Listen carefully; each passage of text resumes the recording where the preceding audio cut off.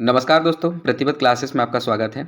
हम assistant professor परीक्षा के अभ्यास हेतु राजनीति विज्ञान विषय के महत्वपूर्ण प्रश्नों की श्रृंखला को लगातार प्रस्तुत कर रहे हैं। निश्चित ही आपको पसंद आ रही होगी। तो चलिए, आगामी परीक्षा में ये आपके लिए अत्यंत महत्वपूर्ण होगी। आरंभ करते हैं आज के पहले प्रश्न को। पहला प्रश्न है, निम्नलिखित में से किसने राज्य संप्रभुता को सीमित नहीं किया है?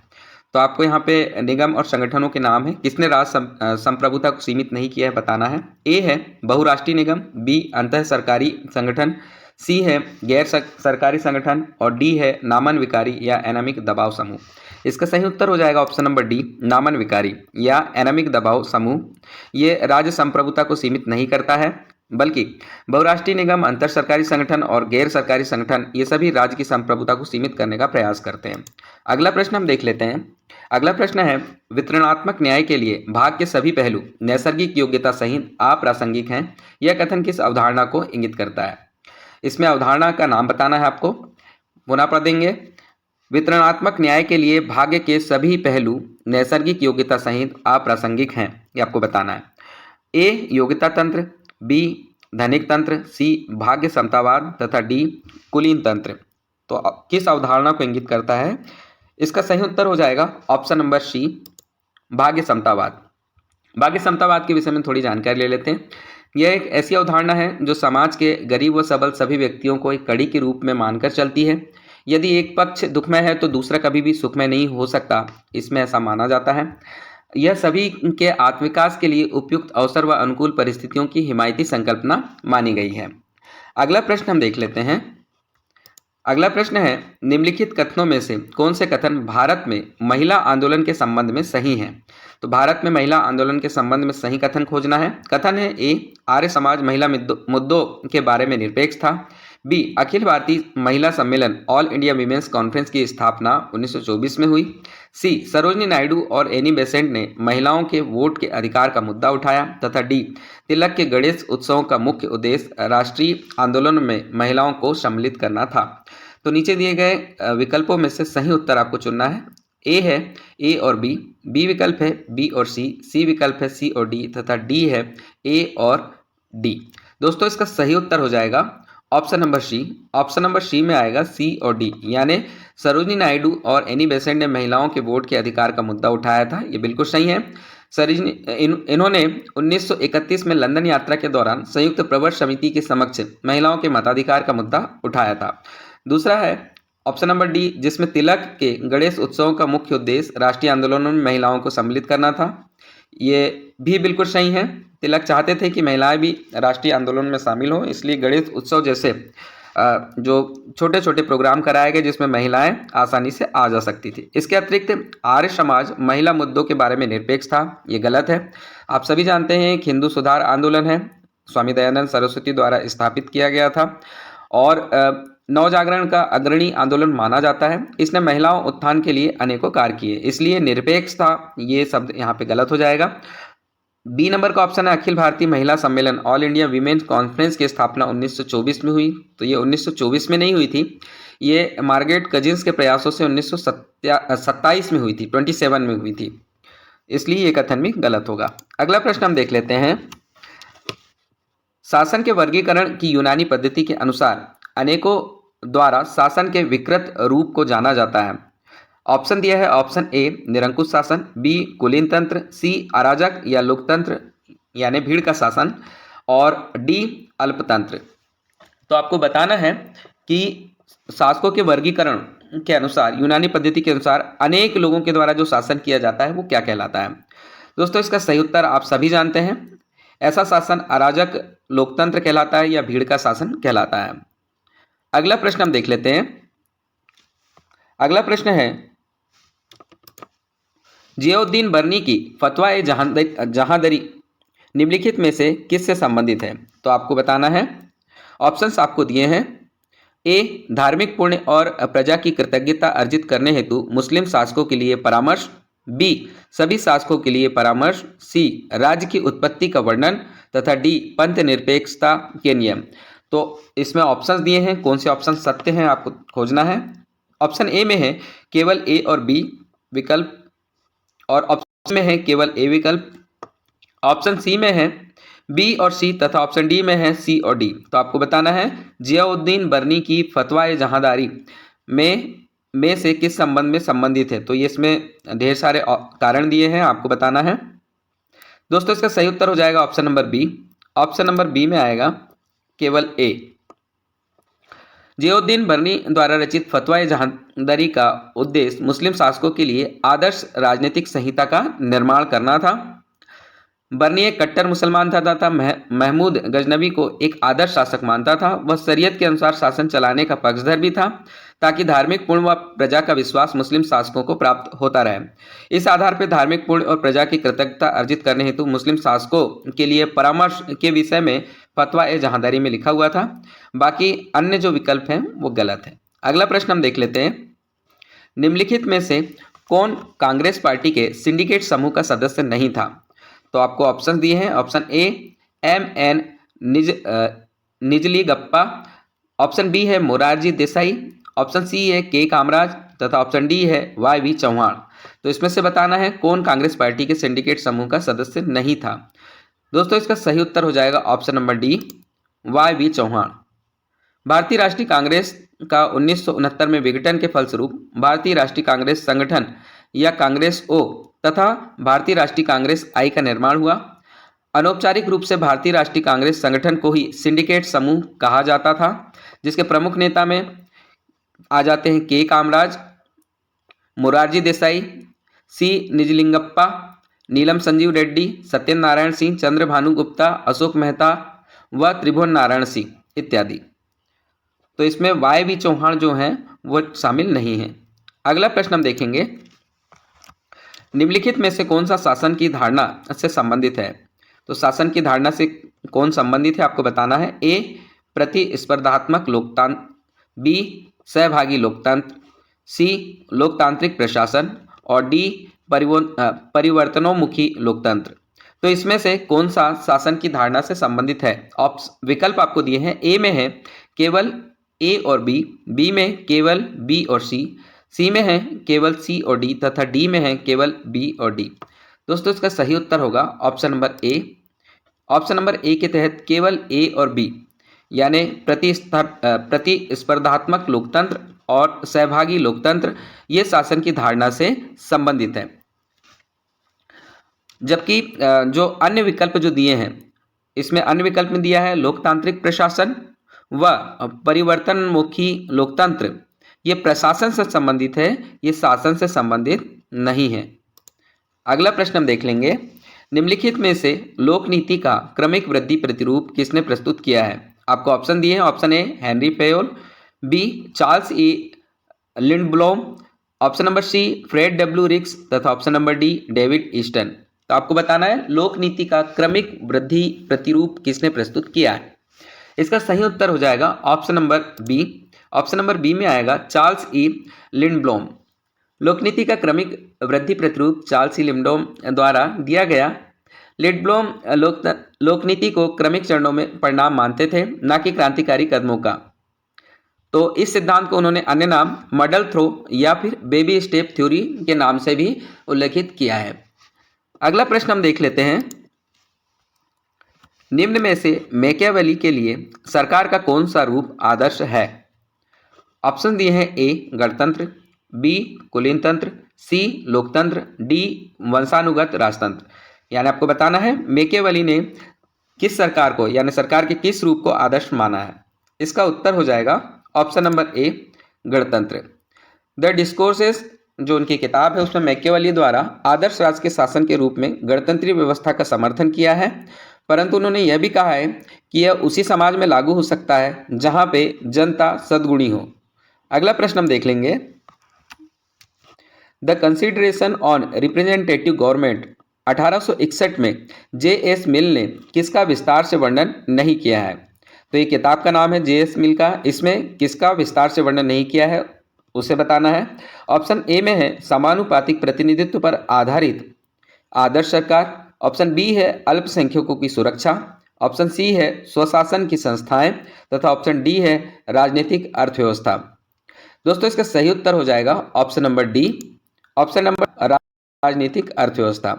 पुस्तक प्रिंसिपल ऑन पॉलिटिकल इकोनॉमी जो कि 1848 में राजनीतिक अर्थव्यवस्था का विचार से संबंधित है और बाकी की जो भी विचारधारा यहाँ ऊपर लिखी है, समानुपातिक प्रतिनिधित्व पर आधारित आदर्श सरकार, अल्पसंख्यकों की सुरक्षा, स्वशासन की संस्थाएं, ये सभी the consideration on representative government जो 1861 में आई थी से संबंधित है। अगला प्रश्न हम देखेंगे। अगला प्रश्न है, भारतीय राज्य की प्रकृति के बारे में संरचनात्मक प्रकार्यात्मक परिप्रेक्ष्य किनके द्वारा प्रस्तुत किया गया? तो आपको बताना है संरचनात्मक प्रकार्यात्मक परिप्रेक्ष्य किसके द्वारा प्रस्तुत किया गया। ए है W.H. Morris Jones, B Rajni Kothari, C Francis Frankel तथा डी लॉयड रुडोल्फ। विकल्प आपको दिए हैं, ए में है ए और बी, बी है बी और सी में है सी और डी तथा डी में है ए बी सी और डी यानी कि सभी। इसका सही उत्तर हो जाएगा ऑप्शन नंबर ए। ऑप्शन नंबर ए में आएगा ए और बी यानी W.H. मॉरिस जोन्स और रजनी कोठारी। तो ये दोनों ने भारतीय राज्य की प्रकृति के बारे में संरचनात्मक प्रकार्यात्मक परिप्रेक्ष्य प्रस्तुत किया था। अगला प्रश्न हम देखेंगे, निम्नलिखित में से किसने राज्य को एक आवश्यक बुराई माना है? आपको विद्वानों के नाम लिखे हैं। ऑप्शन ए में है जेरेमी बेंथम, ऑप्शन बी है थॉमस पेन, ऑप्शन सी है जेम्स मिल, ऑप्शन डी है J.S. मिल। इसका सही उत्तर हो जाएगा दोस्तों option number B Thomas Paine. शास्त्रीय उदारवाद द्वारा राज्य की संकल्पना को एक प्रहरी के रूप में माना जाता है, जहां राज्य को एक आवश्यक बुराई माना जाता है, अर्थात राज्य एक नकारात्मक पुलिसिया स्वरूप में विद्यमान रहता है, ऐसा मानना था थॉमस पेन का। इसलिए थॉमस पेन ने राज्य को आवश्यक बुराई माना है। अगला प्रश्न हम देखेंगे, निम्नलिखित में से किसने नारीवादी दृष्टिकोण से हैंस मार्गेनथाउ के 6 प्रिंसिपल ऑफ पॉलिटिकल रियलिज्म का पुनः निरूपण किया था? आपको ऑप्शंस दिए हैं। ऑप्शन ए में है जूडिथ बटलर, ऑप्शन बी में है J.N. टिकनेर, ऑप्शन सी है हेलेन M. किंसेला तथा ऑप्शन डी है बेट्टी फ्राइडेन। आपको बताना है इनमें से किसने नारीवादी दृष्टिकोण से हैंस मार्गेनथाउ के 6 प्रिंसिपल ऑफ पॉलिटिकल रियलिज्म का पुनः निरूपण किया था। दोस्तों इसका सही उत्तर हो जाएगा option number B. Option number B में आएगा J.N. टिकनेर। J.M. टिकनेर की प्रमुख पुस्तक है जेंडर इन इंटरनेशनल पॉलिटिक्स जो कि 1992 में आई थी, और मॉर्गेनथाउस प्रिंसिपल ऑफ पॉलिटिकल रियलिज्म जिस किताब का नाम इसमें लिखा है ये आई थी 1917 में। ठीक है, टिकनेर ने मॉर्गेनथाउ के विपरीत मानव स्वभाव को अच्छा माना है। उनके अनुसार संघर्ष करना पुरुषों का स्वभाव है, महिलाओं का नहीं है। उन्होंने अंतर्राष्ट्रीय राजनीति में नैतिकता को भी बढ़ाने का समर्थन किया है। अगला प्रश्न हम देखेंगे, निम्नलिखित में से यूरोपीय संघ की कार्यकारी नौकरशाही भुजा कौन सी है? तो यूरोपीय संघ की कार्यकारी नौकरशाही भुजा कौन सी है आपको बताना है। ए यूरोपीय परिषद, बी यूरोपीय आयोग, सी परिषद तथा डी यूरोपीय संसद। तो इनमें से किस में नौकरशाह लोग काम करते हैं आपको बताना है। दोस्तों इसका सही उत्तर हो जाएगा ऑप्शन नंबर बी यूरोपीय आयोग। यूरोपीय संघ के विषय में जानकारी ले लेते हैं। यूरोपीय संघ 27 यूरोपीय सदस्य राष्ट्रों का एक राजनीतिक समूह व आर्थिक समूह है। इसकी स्थापना 1961 में अनौपचारिक रूप से हुई थी, लेकिन 2009 में औपचारिक रूप से अस्तित्व में आया था। यूरोपा भवन ब्रिसेल्स में इसकी राजधानी है। यूरोपीय आयोग यूरोपीय संघ की कार्यकारी नौकरशाही शाखा है। वर्तमान में इसके अध्यक्ष जो हैं वो चार्ल्स मिशेल हैं। अगला प्रश्न हम देखेंगे, अपने अस्तित्व को स्वतः बनाए रखने के लिए कार्य वाली पृथ्वी को एक जीवंत इकाई के रूप में सबसे अधिक समझा जाता है, यह सिद्धांत नाम से जाना जाता है। उस सिद्धांत का नाम आपको बताना है। पुनः पढ़ेंगे, अपने अस्तित्व को स्वतः बनाए रखने के लिए कार्य वाली पृथ्वी को एक जीवंत इकाई के रूप में सबसे अधिक समझा जाता है, यह सिद्धांत किस नाम से जाना जाता है ये आपको बताना है। ऑप्शन ए जन सामान्य की त्रासदी, ऑप्शन बी संपोषणीयता, ऑप्शन सी सामाजिक पारिस्थितिकी, ऑप्शन डी गेया परिकल्पना। दोस्तों इसका सही उत्तर हो जाएगा ऑप्शन नंबर डी गेया परिकल्पना। यानी अपने अस्तित्व को स्वतः बनाए रखने के लिए कार्य वाली पृथ्वी को एक जीवंत इकाई के रूप में सबसे अधिक समझा जाता है, ऐसा गेया परिकल्पना में दिया है। जेम्स लोलाक जो थे विद्वान, उन्होंने गेया परिकल्पना को एक एकीकृत प्रणाली के रूप में पृथ्वी की प्रकृति के बारे में पारंपरिक सोच को चुनौती दी। गेया का प्रस्ताव है कि पृथ्वी एक जीवित जीव की तरह काम करती है। लोलाक ने इस विचार को अपनी किताब गेया ए लाइफ इन गिव जो कि 1979 में आई थी, गेया का बदला जो कि 2006 में आई थी, और द वेनिसिंग फेस ऑफ गेया जो कि 2009 में आई थी के माध्यम से समझाने का प्रयत्न किया है। अगला प्रश्न हम देखेंगे। चेस्टर बर्नार्ड के अनुसार एक औपचारिक संगठन अस्तित्व में तब आता है जब, उसके बाद में आपको आगे की लाइन पूर्ण करना है। ए, ऐसे व्यक्ति हों जो कार्य योगदान के इच्छुक हों। बी, ऐसे व्यक्ति हों जिनके लक्ष्य और उद्देश्य भिन्न हों। सी, ऐसे व्यक्ति हों जो केवल अनौपचारिक माध्यमों से संप्रेषण के इच्छुक हों। तथा डी, कार्यकारी संगठन के भीतर प्रोत्साहनों की अर्थव्यवस्था संभालने का अनिच्छुक हो। तो दोस्तों इसका सही उत्तर हो जाएगा ऑप्शन नंबर ए। चेस्टर बर्नार्ड के अनुसार एक औपचारिक संगठन अस्तित्व में तब आता है जब ऐसे व्यक्ति हों जो कार्य योगदान के इच्छुक हों। बर्नार्ड के अनुसार संगठन 3 तत्वों से मिलकर बनता है। पहला संचार, दूसरा सहयोग की भावना और तीसरा सामान्य उद्देश्य या सामान्य परियोजना। अगला प्रश्न हम देखेंगे जो कि कथन से संबंधित है। कथन पहला है, अल्पतंत्र वह सरकार है जिसमें कुछ लोगों का प्रभुत्व होता है। कथन दूसरा है, रॉबर्ट मैकेंजी ने अल्पतंत्र के लौह सिद्धांत की परिकल्पना की थी। उपयुक्त कथनों के आलोक में निम्नलिखित विकल्पों में से सही उत्तर आपको चुनना है। विकल्प ए में है कथन ए और कथन पहला और दूसरा दोनों सही है। बी में है कथन पहला और कथन दूसरा दोनों सही नहीं है। सी में है कथन पहला सही है किंतु कथन दूसरा सही नहीं है। तथा डी में है कथन पहला सही नहीं है किंतु कथन दूसरा सही है। दोस्तों इसका सही उत्तर हो जाएगा option number C. Option number C में है कथन पहला सही है किंतु कथन दूसरा सही नहीं है। चलिए इसको विस्तार देख लेते हैं। अल्पतंत्र सरकार का वह रूप है जिसमें व्यवस्था में समाज में शक्ति का वितरण सदैव असमान होता है। अल्पतंत्र सरकार का वह रूप है जिसमें व्यवस्था में समाज में शक्ति का वितरण सदैव असमान होता है, अर्थात शासन सदैव विशिष्ट वर्गों के हाथ में रहता है। इसलिए पहला जो कथन है वो बिल्कुल सत्य हो जाएगा। दूसरा लिखा है, रॉबर्ट मैकेंजी ने अल्पतंत्र के लौह सिद्धांत की परिकल्पना की थी। तो यहाँ पे रॉबर्ट मैकेंजी नहीं आएगा, यहाँ पे आएगा रॉबर्ट मिशेल, इसलिए दूसरा कथन गलत है। अगला प्रश्न हम देखेंगे, निम्नलिखित में से किसने वैज्ञानिक नियतत्ववाद को अस्वीकृत किया और राजनीतिक तथा बौद्धिक संघर्ष का समर्थन किया? विद्वान का नाम आपको खोजना है। ए है एंटोनियो ग्राम्सी, बी है कार्ल मार्क्स, सी है V.I. लेनिन तथा डी है फ्रेडरिक एंगल्स। दोस्तों इसका सही उत्तर हो जाएगा ऑप्शन नंबर ए, एंटोनियो ग्राम्सी। ग्राम्सी ने मार्क्स द्वारा प्रतिपादित वैज्ञानिक नियतवाद की संकल्पना को अस्वीकृत किया तथा नव मार्क्सवाद का आधार रखा। ग्राम्सी ने अधिसंरचना का सिद्धांत प्रस्तुत किया तथा राज्य व नागरिक समाज का चित्रण किया। अगला प्रश्न हम देख लेते हैं, भारतीय संविधान का कौन सा अनुच्छेद न्यायिक सक्रियता से संबंधित है? आपको अनुच्छेद दिए हैं। ऑप्शन ए में है 14वां, बी है 18वां, सी है 21वां तथा डी है 25वां। दोस्तों इसका सही उत्तर हो जाएगा ऑप्शन नंबर सी, 21वां अनुच्छेद। भारतीय संविधान का अनुच्छेद 21 जो है न्यायिक सक्रियता से संबंधित है। यहाँ पे अदालतें स्वयं ही अगर कोई सरकार संविधान से परे जा करके किसी प्रकार का कोई कार्य करती है तो स्वयं संज्ञान लेते हुए अपने फैसले सुना सकती है। न्यायिक सक्रियता शब्द पहली बार 1947 में एक अमेरिकी इतिहासकार और एजुकेटर आर्थर स्लेसिंगर जूनियर द्वारा गढ़ा गया था तथा ये न्यायिक दर्शन से संबंधित है। ये एक न्यायिक दर्शन है जो ये मानता है कि अदालतें अपने निर्णयों को व्यापक सामाजिक निहितार्थों पर विचार करने के लिए लागू कानून से परे जा सकती है और उन्हें ऐसा करना भी चाहिए। तो एक अच्छी अवधारणा है जो सरकारों पर शिकंजा लगाती है। अगला हम प्रश्न देख लेते हैं, निम्नलिखित में से कौन सी सतही अथवा सुधारवादी परिस्थिति की विशेषताएं हैं? तो सतही अथवा सुधारवादी पारिस्थिति की विशेषताएं क्या हैं आपको देखना है। ए है सुधारवादी पारिस्थितिकी व पूंजीवादी आधुनिकता के मध्य सामंजस्य स्थापित करना चाहती है। बी है यह वृद्धि की सीमाओं को स्वीकार करती है। सी है यह पारिस्थितिक केंद्रवाद को अपनाते हुए मानव केंद्रवाद के समस्त रूपों को अस्वीकार करती है। तथा डी है यह पर्यावरण की क्षति को बाह्यता अथवा सामाजिक लागत मानती है।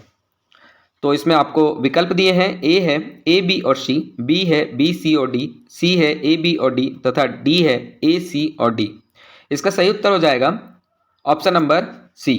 ऑप्शन नंबर सी में है ए बी और डी, यानी सतही अथवा सुधारवादी पारिस्थितिकी विशेषताओं में आ जाएगा। सुधारवादी पारिस्थितिकी व पूंजीवादी आधुनिकता के मध्य सामंजस्य स्थापित करना चाहती है। बी विकल्प है, यह वृद्धि की सीमाओं को स्वीकार करती है। तथा विकल्प डी, यह पर्यावरण की क्षति को बाह्यता अथवा सामाजिक लागत मानती है।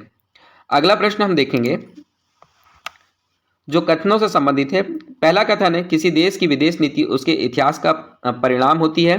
तथा कथन दूसरा है, भारतीय विदेश नीति राष्ट्रीय आंदोलन के केंद्रीय मूल्यों से निर्मित है। इसमें कथन कौन सा गलत है, कौन सा सही है, आपको खोजना है। ऑप्शन ए में है कथन पहला और दूसरा दोनों सही है। बी है कथन पहला और दूसरा दोनों गलत है। सी है कथन पहला सत्य है किंतु दूसरा गलत है। डी है कथन पहला गलत है किंतु दूसरा सही है। तो दोस्तों इसका सही उत्तर हो जाएगा ऑप्शन नंबर ए। ऑप्शन नंबर ए में किसी देश की विदेश नीति उसके इतिहास का परिणाम होती है, बिल्कुल सत्य है। इतिहास के आधार पर विदेश नीति बनाई जाती है। तथा दूसरा, भारतीय विदेश नीति राष्ट्रीय आंदोलनों के केंद्रीय मूल्यों से निर्मित है, यह भी बिल्कुल सत्य है। अगला हम देखेंगे, अगला प्रश्न है, भारतीय राज्यव्यवस्था को गतिहीन अनुत्तरदायी राज्य के स्थान पर नियमित आंदोलन की दृष्टि से स्थायी किसने कहा है। तो विद्वान का नाम बताना है जिसने भारतीय राज्यव्यवस्था को गतिहीन अनुत्तरदायी राज्य के स्थान पर नियमित आंदोलन की दृष्टि से स्थायी कहा है। विद्वान के नाम है, ए है मायरन मिनर, बी है WH मॉरिस जोन्स, सी है जेम्स मेनर तथा डी है अतुल कोहली। इसका सही उत्तर हो जाएगा option number B, WH Morris Jones. ये एक ऐसे विद्वान थे जिन्होंने भारतीय राज्यव्यवस्था को गतिहीन अनुत्तरदायी राज्य नहीं माना। इसके स्थान पर उन्होंने इसे नियमित आंदोलन की दृष्टि से स्थायी राज्य माना है। अगला प्रश्न हम देखेंगे, भारतीय राजनीतिक व्यवस्था के संदर्भ में कौन से कथन असत्य हैं। तो आपको असत्य कथन खोजना है। ऑप्शन ए, दोहरा शासन, बी, संसद की सर्वोच्चता, सी, संघ की अक्षुण्णता, डी, राज्यों की अक्षुण्णता। विकल्पों में से आपको खोज के बताना है। विकल्प ए में है ए और बी, बी है बी और सी है बी और डी तथा डी है केवल सी और डी। तो भारतीय राजनीतिक व्यवस्था के संदर्भ में कौन से असत्य कथन है खोजना है।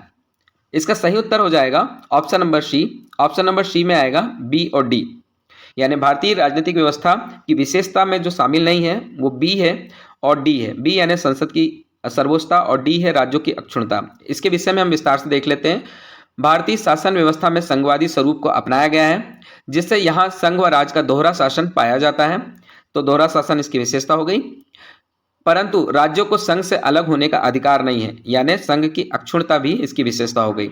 इसके अलावा संसद की सर्वोच्चता जो है वह ब्रिटेन के शासन व्यवस्था का प्रमुख लक्षण है, जबकि राज्यों की अक्षुण्णता जो है वह अमेरिकी संघवाद की विशेषता है। तो इस हिसाब से भारतीय राजनीतिक व्यवस्था के अनुसार दोहरा शासन और संघ की इसकी विशेषता है, बी और डी नहीं है। अगला प्रश्न, लोकतंत्रीकरण के संदर्भ में निम्न में से कौन सा लोकतांत्रिक विवर्तन का कारण नहीं है। ए, आयात प्रतिस्थापन का संकट, बी, सैन्य शासन व्यवस्थाओं द्वारा अपनी लोकप्रियता एवं वैधता को खोना, सी, सामाजिक परिवर्तन और डी है जनमाध्यम।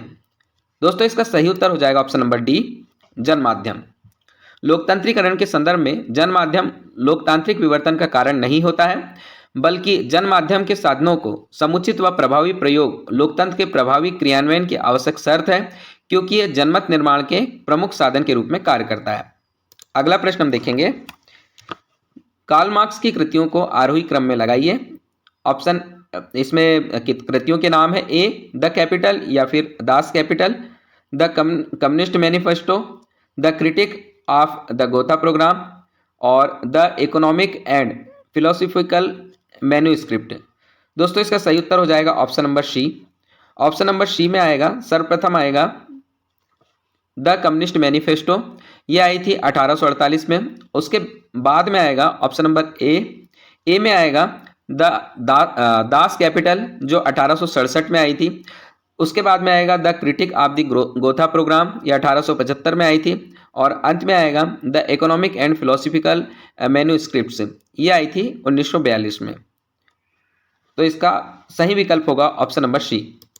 अगला प्रश्न है, उदार लोकतंत्र और बाजार के योग ने राजनीतिक और सामाजिक विकास के इतिहास में समापन रेखा खींच दी है, यह कथन किसका है। ऑप्शन दिए हैं, option A, Samuel P Huntington, B Benjamin Barber, C Francis Fukuyama तथा डी अलेक्जेंडर वेंट्स। दोस्तों इसका सही उत्तर हो जाएगा option number C, Francis Fukuyama.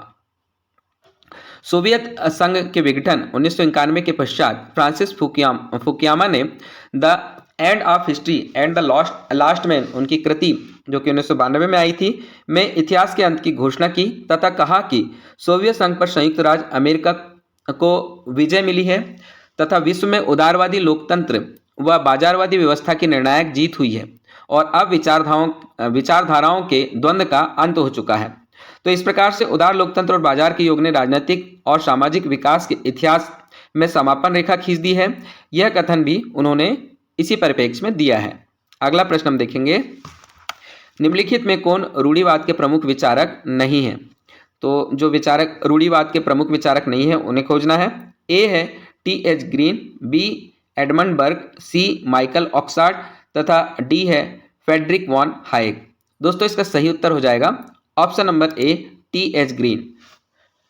TH. Green रूढ़िवाद के प्रमुख विचारक नहीं है। इसके अतिरिक्त एडमंड बर्ग, माइकल ऑक्सफोर्ड और फ्रेडरिक वॉन हायेक रूढ़िवाद के प्रमुख विचारक के रूप में माने जाते हैं। टी.एच. ग्रीन को नव हीगलवादी परंपरा का विचारक माना जाता है।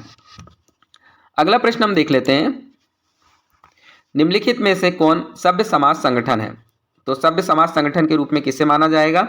ए बचपन बचाओ आंदोलन, बी इंडिया अगेंस्ट करप्शन, सी विज्ञान प्रसार और डी मजदूर किसान संघर्ष समिति। नीचे दिए गए विकल्पों में से सही विकल्प का चयन करें। इसमें विकल्प दिए हैं ए केवल ए और सी, बी में दिया है ए और बी, सी में दिया है ए बी सी और डी तथा डी में दिया है ए बी और डी। दोस्तों इसका सही उत्तर हो जाएगा option number D. Option number D में आएगा ए बी और डी। ए बी और डी में ए में आएगा बचपन बचाओ आंदोलन, इसके अतिरिक्त इंडिया अगेंस्ट करप्शन और मजदूर किसान संघर्ष समिति, ये सभी सभ्य समाज संगठन के अंतर्गत आते हैं। अगला प्रश्न हो जाएगा, संसद के द्वारा 3 संशोधित आपराधिक कानून विधेयक जो 2023 में आए थे के विषय में सही नहीं है, ये आपको बताना है। तो आपराधिक कानून विधेयक 2023 के विषय में जो बात सही नहीं हो आपको खोजना है। ए है भारतीय दंड संहिता आईपीसी 1860 की जगह भारतीय न्याय द्वितीय संहिता आपराधिक प्रक्रिया संहिता सीआरपीसी 1898 की जगह भारतीय नागरिक सुरक्षा द्वितीय संहिता तथा भारतीय साक्ष्य अधिनियम आईईए 1872 की जगह भारतीय साक्ष्य द्वितीय संहिता लेगी। मतलब पुराने कानून की जगह नए कानून के नाम दिया है बोल्ड में, ये स्थान लेंगे। ये सही है या नहीं खोजना है। ऑप्शन बी में दिया है अब धोखाधड़ी में धारा 420 की जगह धारा 316, अवैध धारा 144 की जगह धारा 187, हत्या के मामले में धारा 302 की जगह धारा 101 का उपयोग होगा। तो यहाँ पे धाराओं के विषय में बात की है, इसे खोजना है आपको। तथा ऑप्शन नंबर सी है गुलामी की निशानी वाले शब्द हटाए गए। और ऑप्शन नंबर डी में दिया है राजद्रोह कानून 124 ए को और अधिक गंभीर बनाने का फैसला लिया गया है। तो आपको बताना है संसद के द्वारा ये 3 संशोधित आपराधिक कानून विधेयक 2023 में जो आए थे उसके विषय में जो बात सही नहीं है उसके विषय में। विकल्प दिए हैं ए और बी में है केवल सी में है बी और डी तथा डी में है केवल डी।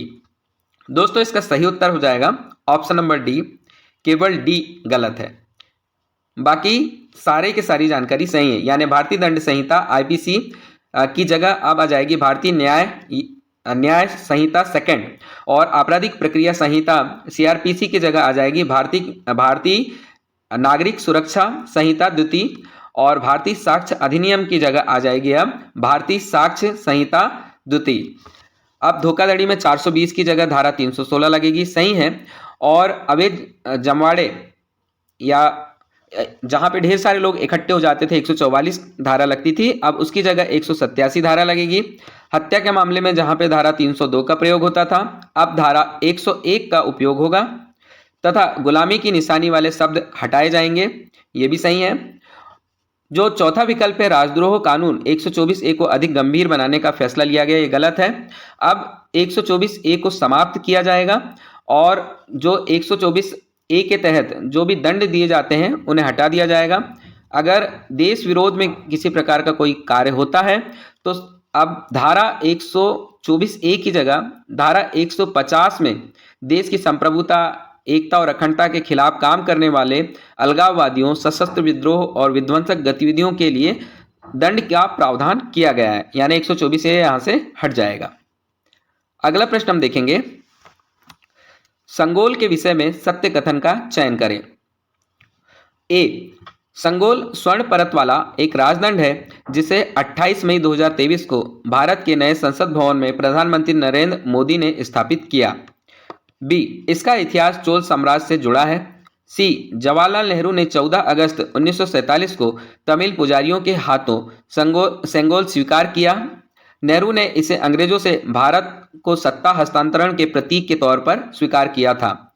आपको ऑप्शन दिए हैं, ऑप्शन ए में है केवल ए और बी, बी में है ए, बी और सी में है केवल बी और सी तथा डी में है केवल ए। दोस्तों इसका सही उत्तर हो जाएगा ऑप्शन नंबर सी, क्षमा चाहेंगे option number B. Option number B के तहत आएगा ए, बी और सी। ए, बी और सी में सेंगोल स्वर्ण परत वाला राजदंड है जिसे 28 मई 2023 को भारत के नए संसद भवन में प्रधानमंत्री नरेंद्र मोदी ने स्थापित किया था। बिल्कुल सत्य है। इसका इतिहास चोल साम्राज्य से जुड़ा हुआ है। जब चोल राजा अपना उत्तराधिकार किसी को सौंपते थे तो साथ में सेंगोल भी सौंपा जाता था। और ऑप्शन नंबर सी में है जवाहरलाल नेहरू ने 14 अगस्त 1947 को तमिल पुजारियों के हाथों सेंगोल स्वीकार किया था। नेहरू ने इसे अंग्रेजों से भारत को सत्ता हस्तांतरण के प्रतीक के तौर पर स्वीकार किया था। यह बिल्कुल सत्य है। तो दोस्तों यह हमारा अंतिम प्रश्न था। इसी तरह के प्रश्नों के लिए लगातार हमसे जुड़े रहिए। धन्यवाद। जय हिंद।